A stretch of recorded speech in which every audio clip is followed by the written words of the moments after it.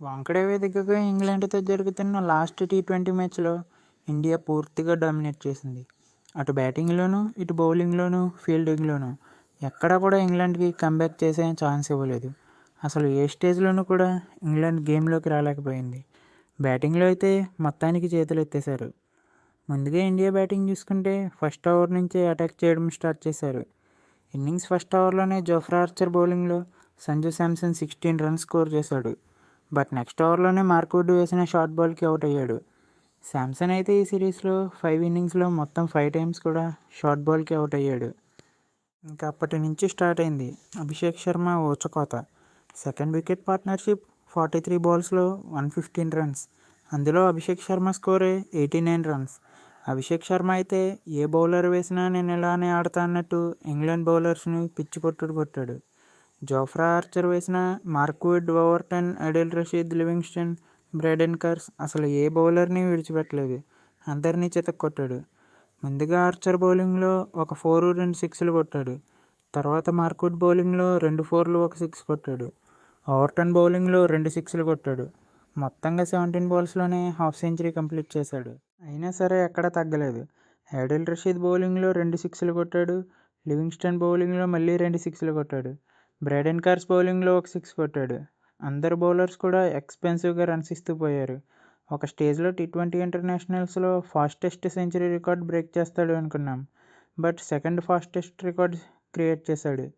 టోటల్గా 37 బాల్స్లోనే సెంచరీ పూర్తి చేసి ఇండియా తరపున సెకండ్ ఫాస్టెస్ట్ సెంచరీ నమోదు చేశాడు. ఒక పక్క అభిషేక్ శర్మ అయితే ఇంకో పక్క మిగిలిన వాళ్ళు కూడా ఎవరు తగ్గలేదు. తిలక్ వర్మ కూడా మంచిగానే స్కోర్ చేశాడు. సూర్య అయితే ఈ సిరీస్లో ఒక్క మ్యాచ్లో కూడా తన ఇంపాక్ట్ చూపించలేకపోయాడు. శివం దుబే అయితే మరోసారి శివమెత్తాడు. జస్ట్ 13 బంతుల్లోనే 30 పరుగులు చేశాడు. దూబే బ్యాటింగ్కి స్పిన్నర్లను వేయించడం మానేశాడు కెప్టెన్ జోస్ బట్లర్. అయినా సరే ఫాస్ట్ బౌలర్స్ని కూడా చెతక్కొట్టేశాడు. దూబే వికెట్ పడ్డాక ఒక ఎండ్లో వికెట్స్ పడుతూ వచ్చాయి.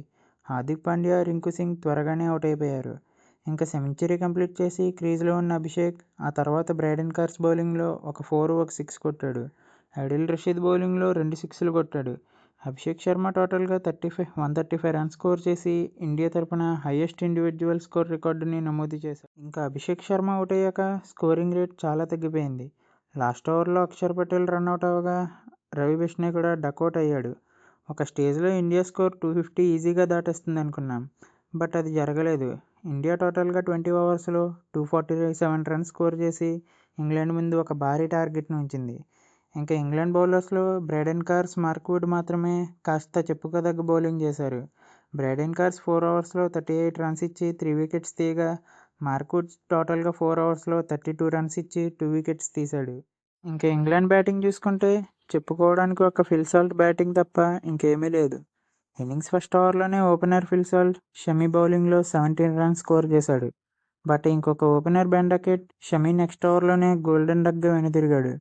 జోస్ బట్లర్ చూసుకున్న 7 రన్స్కి వరుణ్ చక్రవర్తి బౌలింగ్కి రాగానే ఫస్ట్ బాల్కి అవుట్ అయిపోయాడు.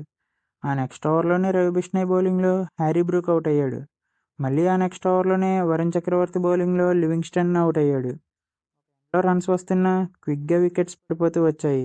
లాస్ట్ మ్యాచ్లో ఒక కాంట్రవర్సీ చూసాం.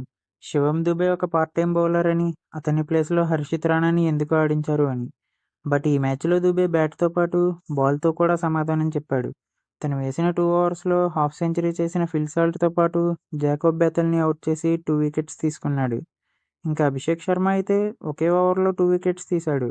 బ్యాటింగ్లో 135 రన్స్ కొట్టడమే కాకుండా బౌలింగ్లో తన సత్తా చూపించాడు. ఇంకా ఆ తర్వాత 11th ఓవర్లో బౌలింగ్కి వచ్చిన షమీ మిగిలిన 2 వికెట్స్ తీసి 10.3 ఓవర్స్లోనే ఇంగ్లాండ్ని ఆల్అవుట్ చేశారు. ఇంగ్లాండ్ అయితే టోటల్గా 10.3 ఓవర్స్లో 97 రన్స్ చేసి ఆల్అవుట్ అయ్యారు.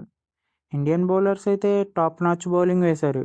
షమీ 3 వికెట్స్ తీస్తే శివం దుబే, వరుణ్ చక్రవర్తి, అభిషేక్ శర్మ 2 వికెట్స్ తీశారు. రవి బిష్ణయ్ 1 వికెట్ తీశాడు. ఇంకా ఈ మ్యాచ్లో విజయంతో ఇండియా 4-1 తేడాతో సిరీస్లో విజయం సాధించింది. దీంతో ట్రోఫీని కూడా ఇండియా రిటైన్ చేసుకుంది. ఈ మ్యాచ్లో మ్యాన్ ఆఫ్ ద మ్యాచ్గా అభిషేక్ శర్మ నిలిస్తే మ్యాన్ ఆఫ్ ద సిరీస్గా వరుణ్ చక్రవర్తి నిలిచాడు. ఇంకా ఫిబ్రవరి 6వ తేదీ నుంచి ఇంగ్లాండ్తో 3 మ్యాచ్ల వన్డే సిరీస్ స్టార్ట్ కాబోతుంది. Thank you for watching. Please subscribe.